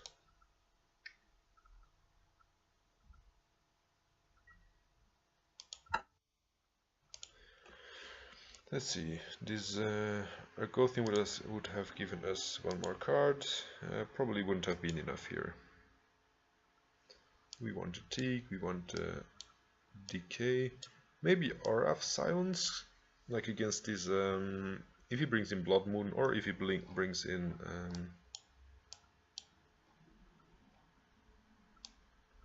what's it now, Blood Moon or Aethersworn Canonist. Like, Snapcasters are really annoying too, so I may want to rest in peace for that. Like, Snapcaster basically means he has like 4 more counter spells in his deck, right? So I could either 1 more land or the Candelabra. I think keeping in 1 Candelabra is fine.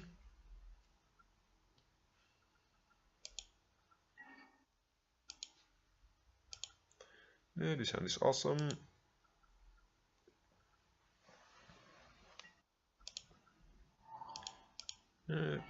Turn 2, Candelabra plus Argothian. And then turn 3, Presence.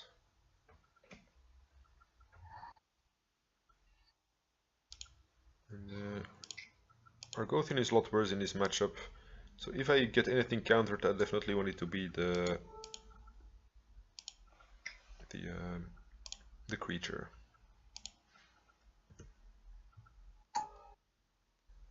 But it does not get countered. It means if he has like the 2 mana counterspell, actually this one might get countered.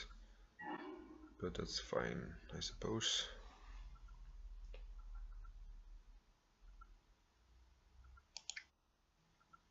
See, we can't maximize our...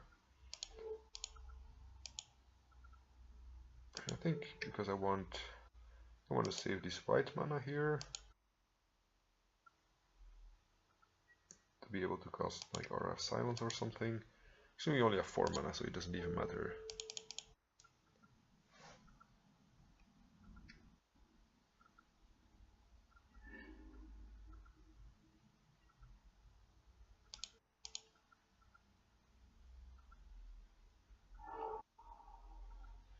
Choose a color. I probably want more green. Actually, I don't have a black source yet, so I'm gonna name black.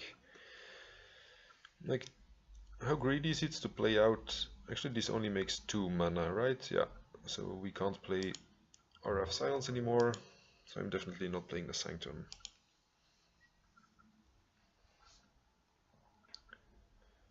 It's only bad if he does play Blood Moon, and we will never have white mana for these 2 cards. If he Blood Moons here, I think with the Doomwake Giant I'm still quite far ahead. If he fetches a basic plains here, he probably boarded in Blood Moon, like otherwise there is no reason for him to fetch basic plains in this situation.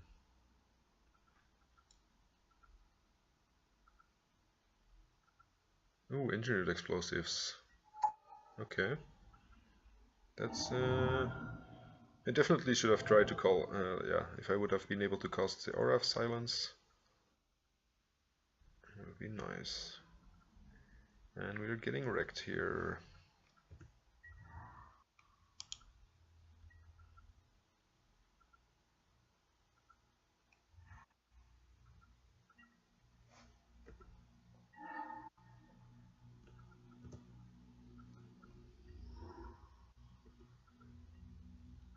Yeah, he might also have countered the Aura of Silence anyway. Okay. Now we're really dead. There's no way this is gonna resolve at this point.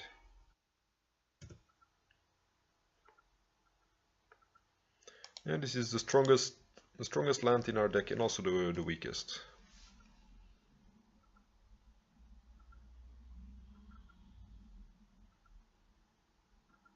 That's why I tried cutting it down to 3 sometimes, but just because like it does enable our our craziest, strongest place. So by cutting like the fourth one, that's really setting myself back a lot.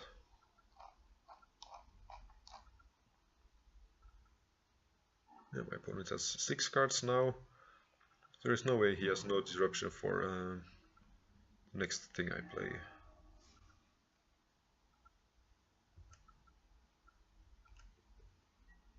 I'm probably farthest from playing these Doomwake Giants.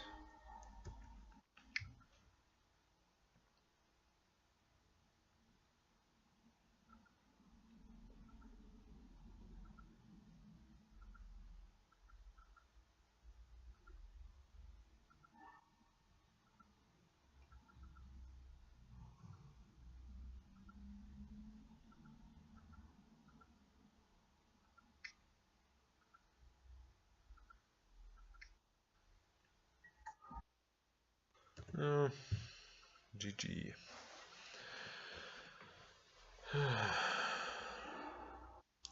This card is great, right?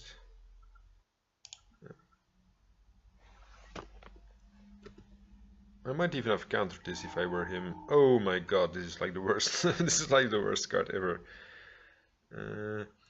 Maybe I should have put his opponent growth on Serra's Sanctum? No, probably not. I'm gonna discard one of these. Yeah, sometimes the deck just shits on you.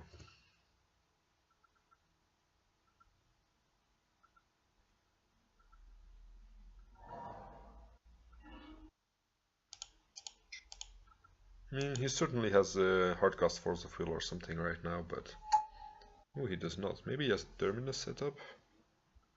Or like Entreats or something. Like, there's no way this resolves if he does not have an answer for it. Draw step. Pauses, Terminus, sure.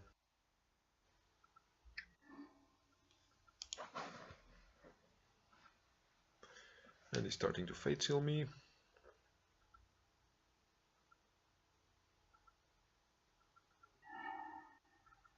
He put it on top, so he does want me to have this mana. It's very friendly, opponent. I guess I'm starting with Presence here, because I really need this Banishing Light to resolve to stop his Jace.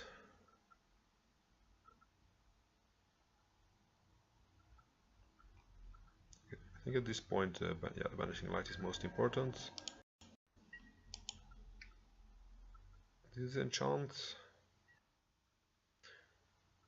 This should normally be a winnable matchup, but like if we had drawn different lands here before we got completely Terminused away and stuff, then we might have had a good chance. Let's see, yes, I want Wild Growth.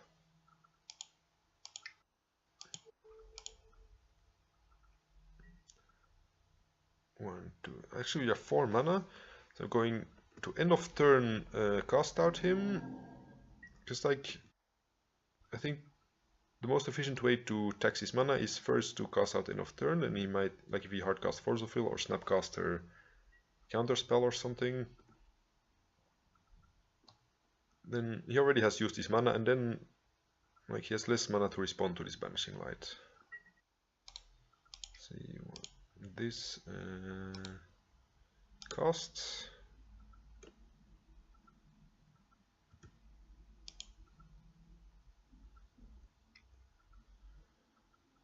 Okay, so he does have the Counterspell, probably also has a Snapcaster for... Ooh, this does play around Snapcaster.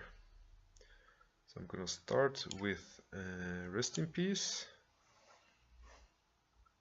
Then he needs to have like Hardcast Force, right? To stop my Banishing Light. Okay,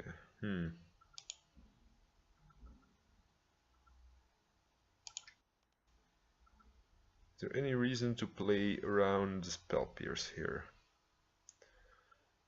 I think I might as well. I think I'm far enough behind to play it like this.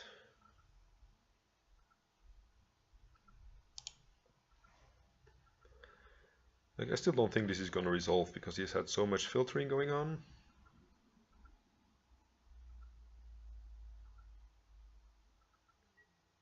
Ooh,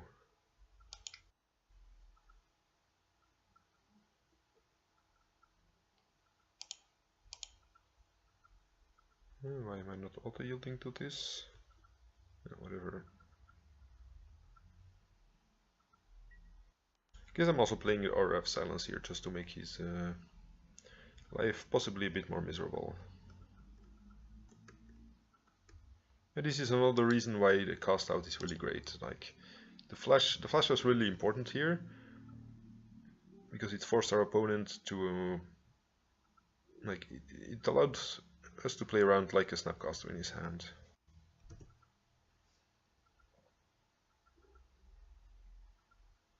We are still not winning against the 4-card hand here, but at least we're not losing to Jace in 2 turns. That's I guess that's more important.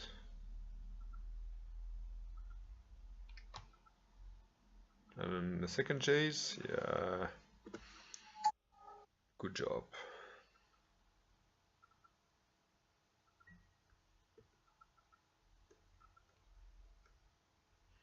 Could even kill my own Banishing Light to give him back his other Jace right before he kills me. Like with old Planeswalker rule, before they became like before you could choose which one to keep, like you had to sacrifice both, and then I could just destroy this Banishing Light, and my opponent would not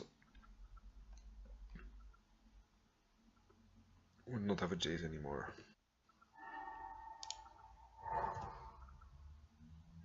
Maybe I'm supposed to play Words of Wind here. Oh yeah, I'm totally supposed to play Words of Wind. Then I bounce my Abundant Growth. I use Abundant Growth trigger to bounce my Banishing Light. He has to keep 1 Jace. And then I can Banishing Light the second one, right? Yeah. I think I'm gonna try that to do that the next turn.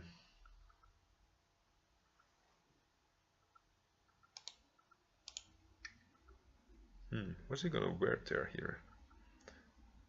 Really RF Silence. Okay. I might as well use this now so I don't need to waste my Abrupt Decay for giving him back the Jace. Oh no, now I can't Words of Wind my Banishing Light anymore. Yeah, never mind, that was a mistake.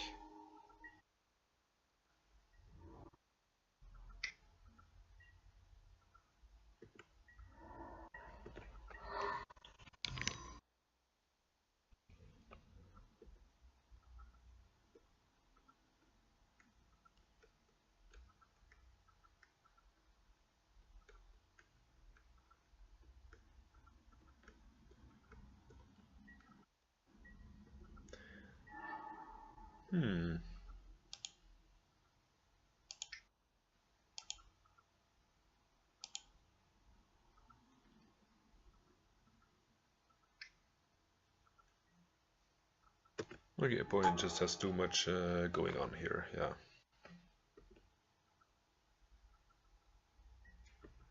This is definitely a matchup where Ground Seal is a superior card to Rest in Peace because it also draws a card. They're probably dead here.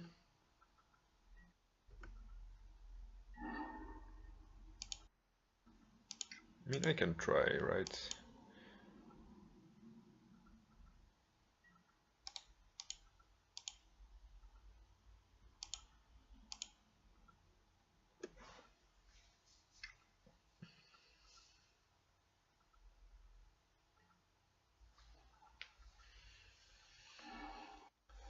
Actually, he's gonna get back his Snapcasters, and then he can Snapcaster counterspell my...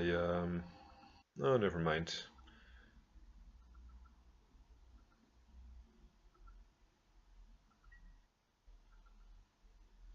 I think we don't have outs anymore here. Because we don't have... We cut the Oblivion Ring for an Abrupt Decay. I'm not having the option to Oblivion Ring here is...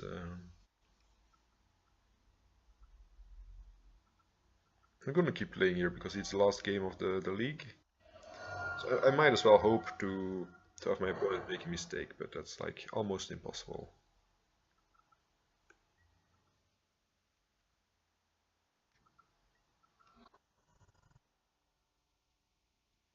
Like I still have a few turns to still have like a few turns to try and hardcast Emrakul. Like it's very unlikely. Like, yeah, I can abrupt decay Snapcaster. And he's not going for the Fate Seal kill yet. So that means that gives me a few more turns to work with. Okay, maybe not.